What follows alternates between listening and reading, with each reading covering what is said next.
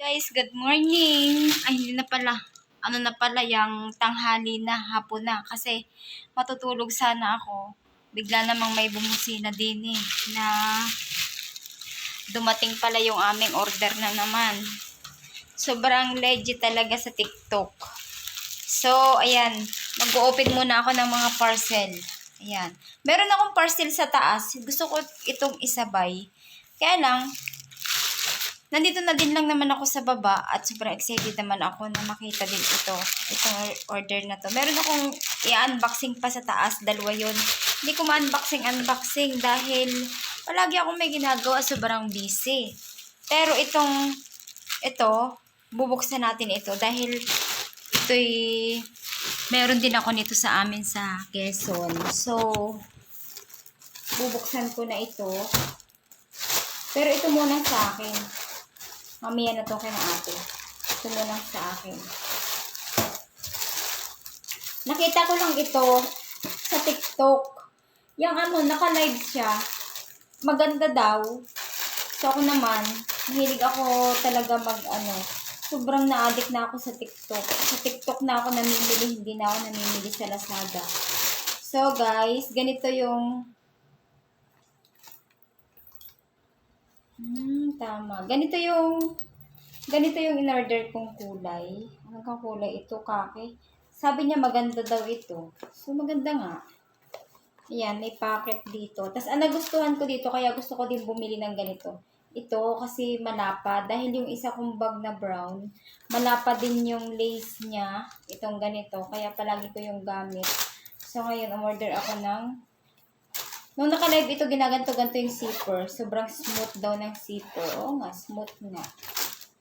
Ayan, maganda. Buti, siguro hindi ito mag-deform kung ayan. Maganda din naman pala yung loob kasi may siya, may tela. Ayan. Ganda. Titingnan ko pala kung maganda. Maganda siya.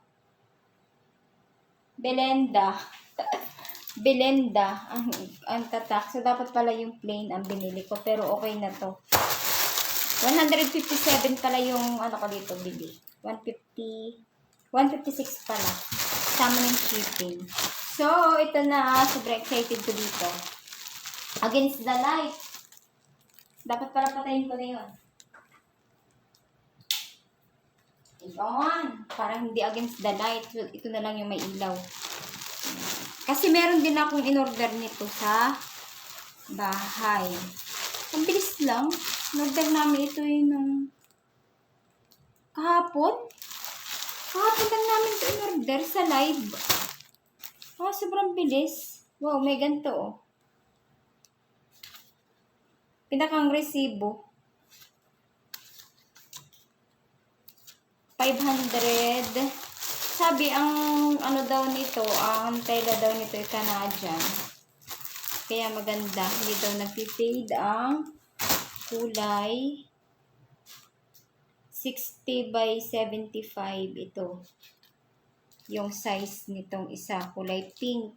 Ito yung pink. Maganda yung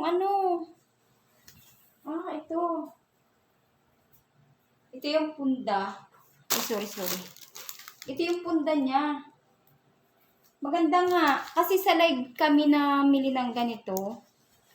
Ayan. Ako to naman nga. Kulay pink. Maganda. 2 pillowcase. Tama, 2 pillowcase. Tapos, wala itong sadyang kumot pala. Akala ko naman pag set, meron na siyang kumot. Yun naman pala'y wala. Ayan, rubberize yung, garterize yung niya, yung palibot, buong niya ay, garterize. Ang binili namin ito ay Queen parehas. So, naman siya? Kasya ito dun sa higaan ni sa bed ni doktora. So, maganda nga yung tela. Bumili din ako ng ganito. Sa amin ko naman pinadiretso. Kaya lang, hindi pa yun, wala pala yung kumot. Akala ko may kumot. Pero yain na may kumot naman ako sa bahay. Yan, ito. Maganda ang tela nito. Ganon din ito. 2 pillowcase din.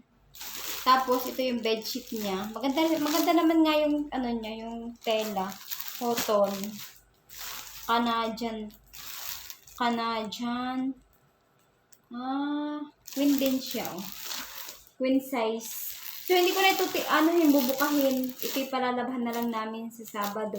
Para pag ikinabit namin, mabango-bango naman. Ayan, dumating na. Sobrang bilis dumating. Dahil ito'y kahapon lang namin ito in-order. Kahapong tanghali. Oo nga, kahapong tanghali namin ito in-order. Sa live. Kaya pala sabi niya, pag na-ship niya kahapon, marireceive daw namin ngayon. So, tama nga. Tama nga na marireceive namin yung item. So, ito guys ang aking unboxing. Ito ang aking for today's video. Nag-unboxing ako ng dumating na parcel. Actually, matutulog na ako. Kaya ako ganito yung buhok. Matutulog na talaga ako. Pipikit na. Kaya lang bigla may bumusina. Kaya, ayan, nagising ako.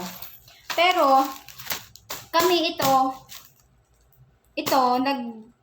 nag-order ulit kami kahapon ng kagabi ni ate ng tigigisa pa dun sa taas, pati ako binilhan din niya ng bedsheet. Nag-add na lang kami ng kumot nito, tas kumot nito. Mahal yung kumot nito ha, 199 pa lang isang kumot. Kaya parang inaabot nito ay parang nasa 400 plus, magpa 500 na din. Kaya ang isang set ay mahal pala, pero diyan mo na, mapera naman sila. Kaya, okay lang. Ako kasi, sinabayan lang din niya ako ng isa. Pero, umorder ako nito. Ito lang, walang kumot. Pero, okay lang kasi may kumot ako sa bahay. So, ayan guys. Ito lang. Sobrang, pinakita ko lang sa inyo dahil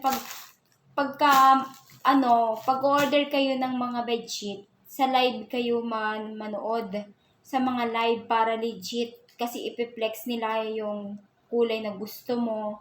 Kunyari, nakapili ka na dun sa basket nila, ipapaplex mo yon kung maganda yung kulay, basta kung ipaplex mo yon sa kanila, basta pagka-umorder ka sa TikTok. So, ganun yung in-order namin na mga kurtina nandun, sobrang dami namin in-order na kurtina. Hindi ko na siya na-vlog dahil may ginagawa ako nung araw na yun na dumating yun, pero kaya hindi ko siya nabuksan.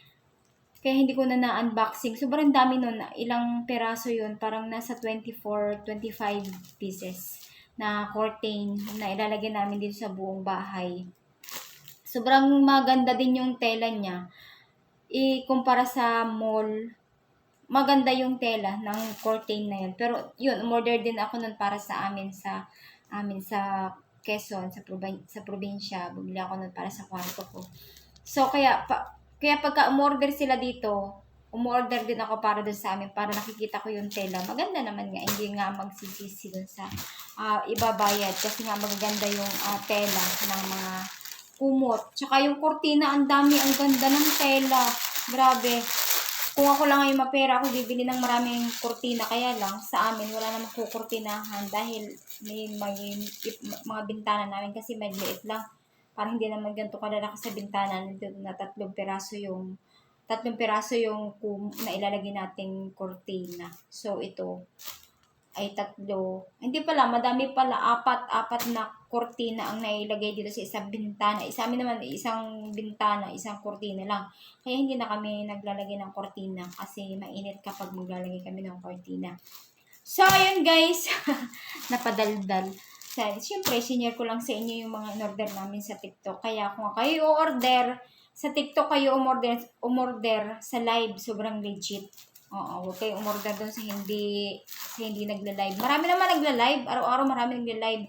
Kaya doon kayo bumili ng mga items na gusto nyo. Huwag na sa Lazada, huwag na basta, huwag na doon sa mga ganun. Kasi marami nabubudol doon. Kami, ilang beses na rin kaming umorder, nabubudol kami lagi. Dahil laging kung anong binili namin, hindi naman yun yung dumadating. Tas ang nipis-nipis pa ng mga tela-tela.